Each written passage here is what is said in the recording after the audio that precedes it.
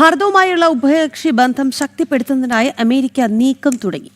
US vice president JD വാൻസും പ്രധാനമന്ത്രി നരേന്ദ്രമോദിയുമായി ഫോണിൽ നടത്തിയ ചർച്ചകൾ ഇതിന്റെ ഭാഗമാണ് എന്നാണ് വിലയിരുത്തൽ.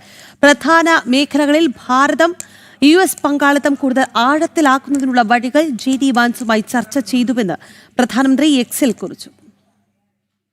വ്യാപാരം, പ്രതിരോധം, സുപ്രധാന സാങ്കേതിക വിദ്യകൾ, ഊർജ്ജ സുരക്ഷ, നിർണായക ധാതുക്കൾ തുടങ്ങിയ മേഖലകളിൽ സഹകരണം ശക്തമാക്കാൻ US vice president JD Vance പ്രധാനമന്ത്രി നരേന്ദ്രമോദിയുമായി നടത്തിയ സംഭാഷണത്തിൽ ധാരണയായി. ഇരു നേതാക്കളുടെയും സംഭാഷണത്തിന് പിന്നാലെ പ്രധാനമന്ത്രി എക്സിൽ ഇങ്ങനെ കുറിച്ചു: US വൈസ് പ്രസിഡന്റ് JD വാൻസുമായി ഫോണിൽ സംസാരിച്ചു. പ്രധാന മേഖലകളിൽ ഭാരത US പങ്കാളിത്തം കൂടുതൽ ആഴത്തിലാക്കുന്നതിനുള്ള വഴികൾ ഞങ്ങൾ ചർച്ച ചെയ്തു. മോദിയുടെ എക്സ്പോസ്റ്റിൽ നിന്നും മേഖലയിലെയും ആഗോളതലത്തിലെയും പ്രധാന വിഷയങ്ങളെക്കുറിച്ചും ചർച്ചകൾ നടന്നു എന്ന് വ്യക്തമാണ്. ഉദ്യോഗസ്ഥർ തമ്മിലുള്ള കൂടിക്കാഴ്ചകളിലെ പുരോഗതിയിൽ ഇരു നേതാക്കളും സംതൃപ്തി രേഖപ്പെടുത്തി.